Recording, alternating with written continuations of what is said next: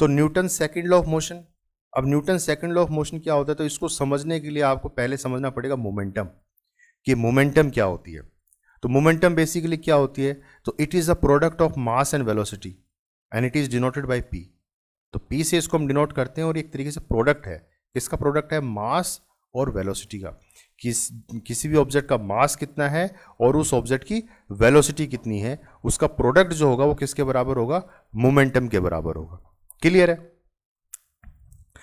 Suppose a ball of 1 kg moving with 10 metre per second. तो एक ball है जिसका मास कितना है, 1 kg है और वो 10 मीटर पर सेकेंड की स्पीड से मूव कर रही है, तो उसकी मोमेंटम क्या हो जाएगी, mass into velocity, that is 1 into 10। तो कितनी स्पीड आएगी इसकी, कितनी मोमेंटम आ गई, 10 kg मीटर पर सेकेंड। तो इसकी ऐसा यूनिट क्या है, मास की क्या होती है kg और वेलोसिटी की क्या होती है मीटर पर सेकेंड, तो kg मीटर पर सेकेंड, ये होगी इसकी ऐसा यूनिट। अब फोर्स के ऊपर कैसे डिपेंड करता है, तो न्यूटन्स लॉ ऑफ मोशन, जितने भी न्यूटन ने जो भी लॉ दिए हैं मोशन से related, Newton's first law, Newton second law, Newton's third law, फिर न्यूटन्स लॉ ऑफ ग्रेविटी, इन सब में देखिए एक चीज कॉमन है। क्या कॉमन है, फोर्स, फोर्स कॉमन है इसमें, ठीक है ना। तो मैंने आपको कहा था कि न्यूटन सेकंड लॉ समझने के लिए मोमेंटम समझनी जरूरी है, क्योंकि मोमेंटम के अंदर क्या आता है, मास आ गया और वेलोसिटी आ गई, यही है मोमेंटम, ठीक है। तो हमें देखना पड़ेगा कि मास पे फोर्स कैसे डिपेंड करता है और वेलोसिटी पे फोर्स कैसे डिपेंड करता है। तो पहले ये समझना जरूरी है, तभी आप Newton second law of motion समझ पाओगे। तो पहले मास को देख लेते हैं कि मास पे कैसे डिपेंड करेगा, ठीक है ना। तो dependency of force on mass, mass पे कैसे डिपेंड करेगा, किसी भी ऑब्जेक्ट का जो मास होता है उस पर कैसे डिपेंड करता है फोर्स।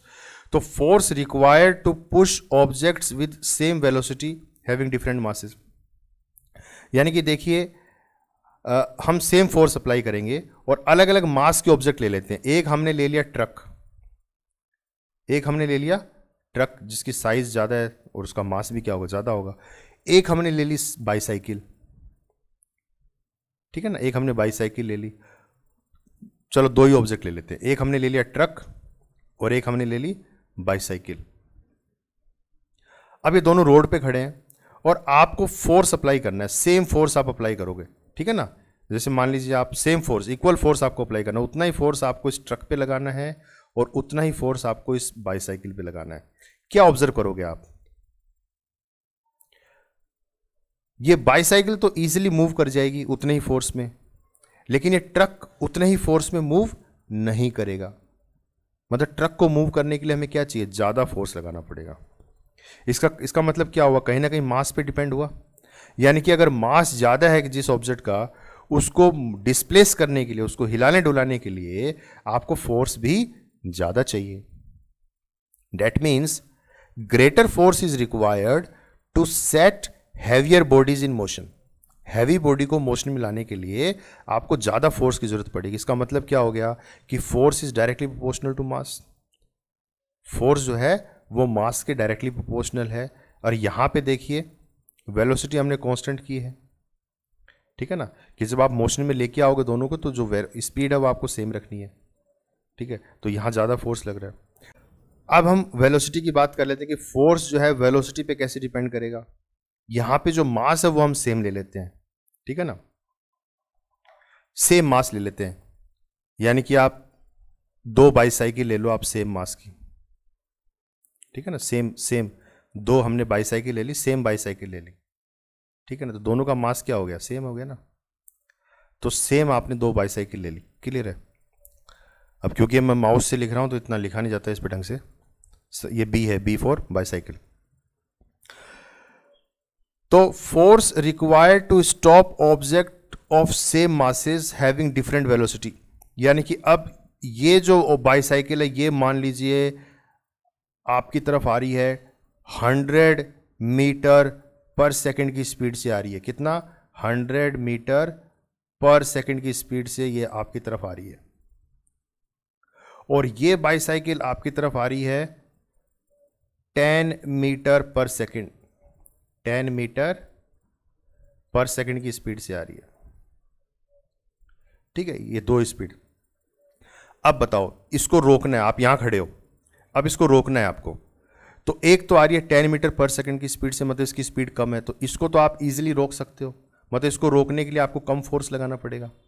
और इसको रोकने के लिए क्या करना पड़ेगा, क्योंकि इसकी स्पीड बहुत ज़्यादा है, तो इसको रोकने के लिए आपको ज़्यादा फोर्स लगाना पड़ेगा कि नहीं लगाना पड़ेगा, ठीक है ना।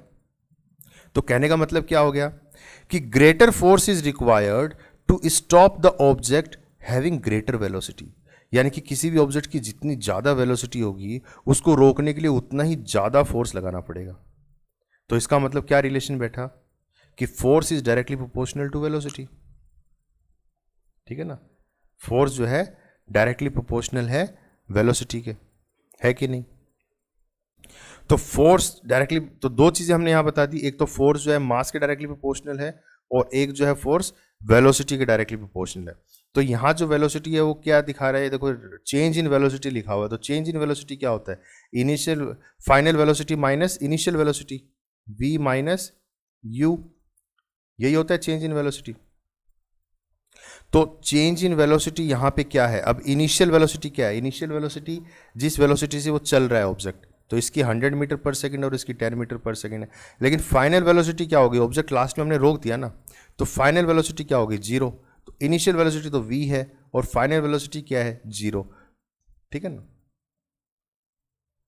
तो कितना चेंज हो गया, ठीक है ना, तो इसको डेल्टा v वैसे लिख दिया है।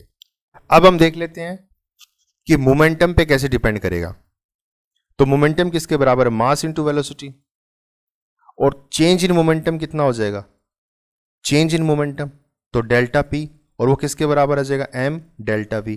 देखिए मास को हम चेंज नहीं कर रहे हैं, मास चेंज नहीं, क्योंकि मास तो सेम ही रहेगा ना, किसी भी एक ऑब्जेक्ट के ऊपर जब आप अप्लाई करोगे तो ऑब्जेक्ट तो वही है, ठीक है ना।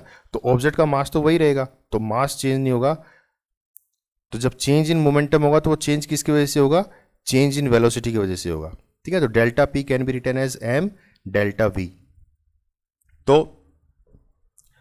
फोर्स जो है डेल्टा v के भी प्रोपोर्शनल है डायरेक्टली, और फोर्स जो है मास के भी डायरेक्टली प्रोपोर्शनल है। तो इन दोनों तरीके से हम कह सकते हैं ना कि फोर्स डायरेक्टली प्रोपोर्शनल किसके हो गया, चेंज इन मोमेंटम, हुआ कि नहीं हुआ, change in momentum.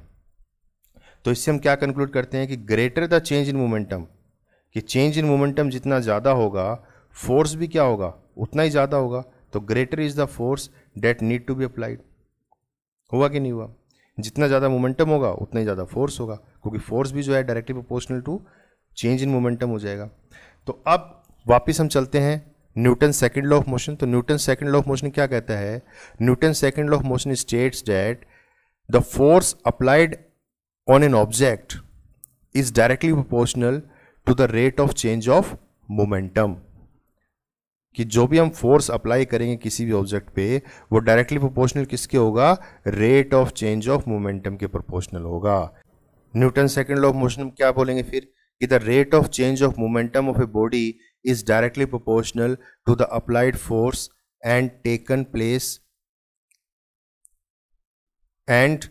Takes place in the direction in which the force acts, कि जो rate of change of momentum है वो डायरेक्टली प्रोपोर्शनल किसके है, फोर्स के है। और फोर्स क्या है, वेक्टर क्वांटिटी है, ठीक है ना, वेक्टर क्वांटिटी है, इसका मतलब इसमें डायरेक्शन भी है। तो और इसकी डायरेक्शन क्या होगी फोर्स की, जो मोमेंटम की डायरेक्शन होगी, क्योंकि मोमेंटम भी क्या है, वेक्टर क्वांटिटी है, क्योंकि मोमेंटम किसके बराबर है, मास एंड वेलोसिटी के, और वेलोसिटी क्या है, वेक्टर है। और any scalar which is multiplied with vector give rise vector, तो इसका मतलब मोमेंटम भी वेक्टर हो गया, मोमेंटम में भी डायरेक्शन आ गई, ठीक है ना। तो फोर्स की डायरेक्शन क्या होगी, वही डायरेक्शन होगी जो कि मोमेंटम की डायरेक्शन होगी, ठीक है ना। और ये प्रोपोर्शनलिटी कांस्टेंट जब हटाएंगे तो के आ जाएगा। तो के क्या है, प्रोपोर्शनलिटी कांस्टेंट। तो हम के को बेसिकली क्या ले लेते हैं, यूनिटी ले लेते हैं 1। तो एफ किसके बराबर हो जाएगा, delta P upon delta T. Clear है, delta P upon delta T. The relationship between an object's mass m, its acceleration a and the applied force f। अब एक रिलेशन देखिए, ये f equals to M A, ये आता कैसे है, तो ये भी हम इसी तरीके यहीं से ड्राइव करते हैं, Newton second law of motion में हम ड्राइव करते हैं।